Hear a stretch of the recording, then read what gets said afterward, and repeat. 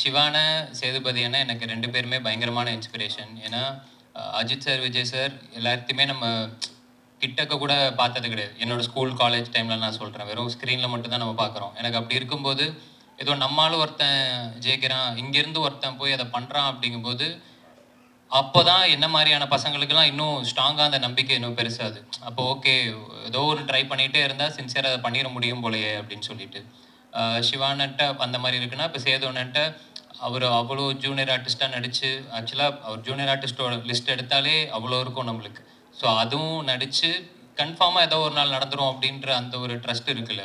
அது ஒரு 1000த்துல ஒருத்தருக்கு, 10,000த்துல ஒருத்தருக்கு, லட்சத்துல ஒருத்தருக்கு நடந்தாலுமே, அந்த ஒருத்தர் குடுக்குற நம்பிக்கை தான் என்ன மாரி பசங்களுக்கு அது ஒரு பயங்கரமான சீடுன்னு நெனைக்கிறேன் நானு. ஸோ அந்த இன்ஸ்பிரேஷன் நிச்சயமா இருக்கு. மத்தபடி எனக்கு வர கதைகள் எந்த அளவுக்கு என்கேஜிங்கா இருக்கு, பிளஸ் எந்த அளவுக்கு டிஃபரெண்ட்டா பண்ண முடியும் அப்படிங்கிறத தான் நான் பார்த்து பார்த்து பண்ணிட்டு இருக்கேன். இல்ல நான் இந்த படத்தோட இப்ப ஸ்டார் அப்படிங்கிறத பொறுத்தவரைக்கும் நாங்க எல்லாருமே இப்ப சொல்லியிருந்தோம் இல்லையா? ஸ்டார்னா வெறுமனே அந்த ஸ்க்ரீன்ல வர அது கிடையாது ஸ்டார்.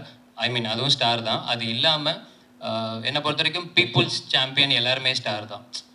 மக்கள் யாரெல்லாம் நம்ம யார பெருசா ரொம்ப ரசிக்கிறோமோ, அண்ணாந்து பார்க்குறோமோ, அவங்க எல்லாருமே ஸ்டார் தான்.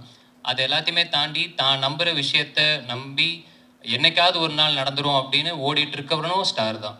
ஏன்னா, இப்ப நீங்க சொன்ன மாரி சினிமா, இல்ல ஸ்போர்ட்ஸு, மத்த கொஞ்சம் விசிபிலிட்டி இருக்கிறவங்களுக்குலாம் அந்த அடையாளமோ, அந்த லைம்லைட்டோ அது கிடைச்சிருது.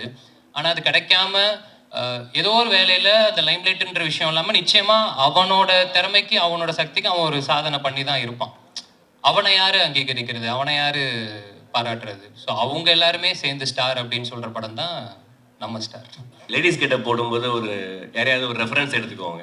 கமல்ஹாசன் வந்து அவங்க அம்மாவை எடுத்துக்கிட்டாங்க. ஸோ அந்த மாதிரி. இந்த படத்துல அந்த கெட்டப் போடும்போது யாரையாவது ரெஃபரன்ஸா கரீனா எடுத்துக்கிட்டீங்களா? சோப்ரா. கரீனா சோப்ரா. ஓகே. யாரு பட் எனக்கு தெரியுமா? சொல்லுங்க. சந்தானம் சார் போட்டிருப்பார்ல லேடி ஓகே. கெட்டப். அதுதான். ஏன்னா எனக்கு இந்த படத்துல வந்து இப்போ சிவான ரெமோல பண்ண மாரியோ, இல்ல வந்து கமல் சார் அவ்வை சண்முகில பண்ண மாரியோ, ஒரு பொண்ணாவே நடிச்சு நம்ப வைக்கிறது மாரியான இது கிடையாது. புரியுது. அது சின்னதா காலேஜ்ல பசங்க பண்ற ஒரு கலாட்டா மாரி. ஸோ எனக்கு என்னன்னா, அந்த கலாட்டால பார்க்கும்போது சந்தானம் சார் எக்ஸ்ட்ரார்டினரியா அதுல ஒண்ணு பண்ணியிருப்பாரு. நிச்சயமா அத வந்து இப்ப இதுக்கப்புறம் யாராலுமே பீட் பண்ண முடியுமான்றது தெரியல. அந்த மாரி முடிஞ்சா ஜாலியா ஒண்ணு ட்ரை பண்ணலாமே அப்படின்னு அப்படி எடுத்து பண்ணது. ஆனா எங்களுக்கு என்ன தோணுச்சுன்னா, அந்த கெட்டப்ல ரொம்ப அழகா இருக்கிற போர்ஷன்ஸ்லாம் ஐஸ்வர்யா ராஜேஷ் மாதிரியும், கொஞ்சம் சேட்டை பண்ற போர்ஷன்ஸ்லாம் அறந்தாங்கி நிஷா மாரி இருந்தது. 2 பேரும் சேர்ந்த கலவை மாரி இருந்தது. பரவால்ல. 3வதா ஒண்ணு இருந்துச்சு. அது நானும் பார்த்தேன் சோசியல் மீடியால. வாழ்த்துக்கள். கவின் சார், ஒரு 2, 3 நாளா இந்த லேடீஸ் கெட்டப்ல இருந்திருப்பீங்க. உங்களுக்கு எப்படி ஃபீலா இருந்தது? பெண்களுக்கு வந்து என்னென்ன கஷ்டம் இருக்கு? அண்ணே, எனக்கு என்ன பயங்கர கஷ்டம்ண்ணே. நான் அன்னைக்கு ஸ்டேஜுக்கு வந்ததுமே ஏதோ இவங்களோட கொஞ்சம் விரிவா சொல்லுங்க. அசிஸ்டன்ட் ஒரு அக்கா வருவாங்க. அவங்க எல்லார்ட்டயுமே வந்து, "நீங்கலாம் தெய்வம்" அப்படின்ற அளவுக்கு நான் சொல்லிட்டேன். ஏன்னா, நிஜமாவே ரொம்ப சங்கடமா இருந்துச்சு. இப்ப இதுவே எனக்கு தெரிஞ்சு இந்த டிசைன்லாம் இவங்களுக்கு உள்ள குத்தும்னு நெனைக்கிறேன். ஆனா காமிச்சுக்காம சிரிச்சுக்கிட்டே இருக்காங்க பார்த்தீங்களா? அதுவே ஒரு தனித்திறமை.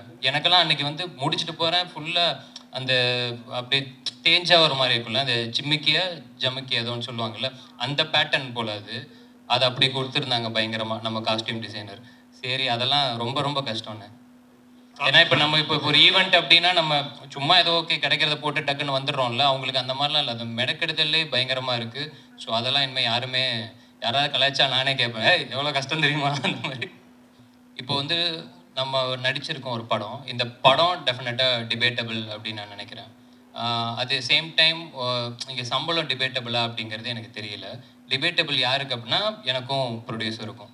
அட் த சேம் டைம் நம்ம ஏதோ கேட்குறோம் அப்படின்றதுக்காண்டிலாம் யாரும் குடுத்துறவும் மாட்டாங்க. அப்படி ஒரு விஷயம் கிடையவும் கிடையாது. இப்போ நீங்க எந்த பத்திரிக்கையில வேலை செய்றீங்கன்றது எனக்கு தெரியல. ஐ மீன் இல்லண்ணே, எனக்கு என்ன, நீங்க இப்ப இதுக்கு முன்னாடி ஒரு இடத்துல வேலை செஞ்சிருப்பீங்க. அங்கருந்து இன்னொரு இடத்துக்கு நீங்க வேலை பார்க்க போகும்போது, டெஃபினட்டா நம்ம அதே சம்பளத்திலயோ, இல்ல அதே அமௌண்ட்லயோ நம்ம இது பண்ண மாட்டோம். நிச்சயமா நம்ம ஒரு சேலரி ஹைக் அப்படின்ற மாரி நம்ம கேட்டு ஒண்ணு போவோம். அதையும் நம்ம தீர்மானிக்க முடியாது. நம்மளோட ப்ரீவியஸ் சம்பளம் தான் தீர்மானிக்கும். இப்போ நான் வந்து கனாக்காலம் கலங்கல் சீரியல் நடிச்சேன். அதுல என்னோட சம்பளம் ஸ்டார்ட்டிங்ல ரூ. 1000. சீரியல் முடிச்சு நான் ஒரு 5, 6 வருஷம் எக்ஸ்பீரியன்ஸ்க்கு அப்புறம் எனக்கு அதோட சம்பளம் ரூ. 6000. ஸோ அந்த ரூ. 6000 தீர்மானிக்கிறது 3000, 3000 தீர்மானிக்கிறது 1000. இப்படி தான் இருக்கு.